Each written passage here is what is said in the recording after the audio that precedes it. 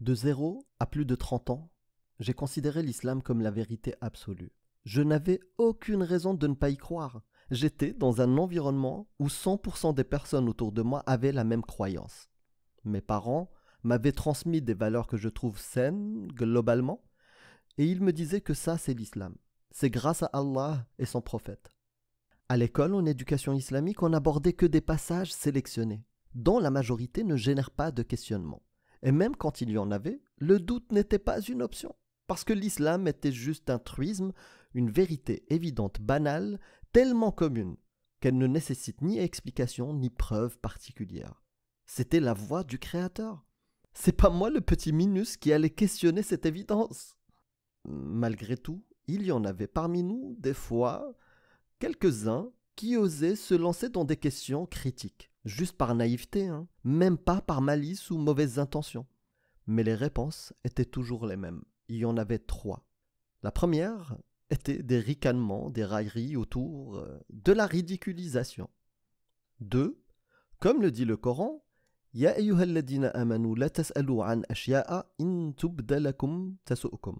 En français, ne posez pas des questions sur des choses qui, si elles vous étaient divulguées, vous mécontenteraient.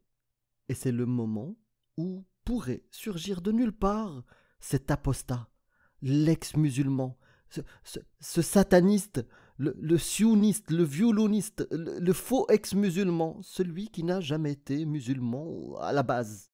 Bon, je vais faire une petite parenthèse et laisser un expert de la chaîne Oumadvox nous parler de ce type de personnage. Hier, je suis allé sur un site où les apostats qui ont quitté l'islam, ils ont un niveau culturel proche du zéro absolu. Mais tu crois vraiment, Hamed, tu crois vraiment que ce sont des apostats? Je veux dire, les seules personnes qui attestent de leur apostasie, c'est eux. Non, frère, c'est pas des apostats. Ce sont des maghrébins, pour la plupart d'entre eux, qui n'ont en réalité jamais été musulmans de leur vie. Jamais. Voulant se débarrasser d'un islam un peu culturel d'héritage transmis par leur famille. Donc eux, ils en voulaient pas, tout simplement. Ont décidé de rentrer en guerre contre l'islam et les musulmans. Le terme même d'apostasie, je trouve qu'il est utilisé vraiment à tort et à travers aujourd'hui, c'est pas vrai. On l'a déjà démontré, quasiment 9 personnes sur 10 affirmant être un apostat ne l'ont jamais été. Ils n'ont jamais été musulmans. Il ne suffit pas de grandir dans une famille maghrébine avec un petit peu d'islam autour de toi pour faire de toi un musulman. Jamais. Ça marche pas comme ça, en fait. Donc non, et je vois très bien de quoi tu parles, de qui tu parles. Leur niveau est catastrophique, t'as totalement raison. Systématiquement, d'ailleurs, c'est que du mensonge.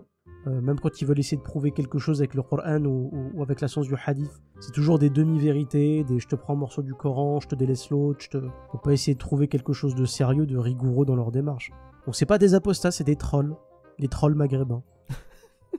Bon, on va pas s'arrêter sur tous les arguments fallacieux, sur le 9 sur 10, je sais pas d'où il l'a sorti, les mensonges, les trucs tronqués. Franchement, j'ai même pas envie de répondre à ça. C'est à eux, s'ils affirment quelque chose, qu'ils le démontrent. Voilà, c'est tout. Bon, passons. Donc, d'après cet expert, l'ex-musulman, ou plutôt d'après lui, le troll maghrébin, va te dire, dans son interprétation, que ça veut dire ne pose pas de questions. Et il pourrait même rajouter en te disant que voilà encore une preuve que l'islam est une secte qui ne permet pas l'esprit critique.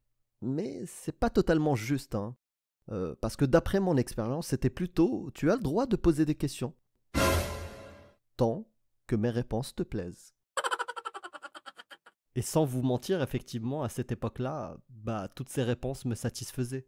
C'est un verset que je connaissais par cœur, car je l'avais souvent entendu et même utilisé pour taire mes doutes, les doutes de tout le monde, et les questions sans réponse.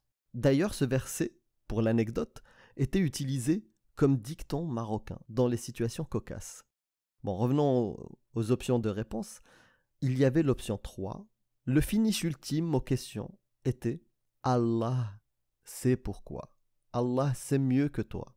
Il y a de la sagesse même quand tu ne le vois pas. Alhamdulillah. » Donc, au final, toute mauvaise action ou chose inhumaine que je pouvais observer, voir ou distinguer était juste l'œuvre du musulman égaré, mauvais, voire même l'œuvre de personnes qui complotent contre l'islam, comme le dit le Coran.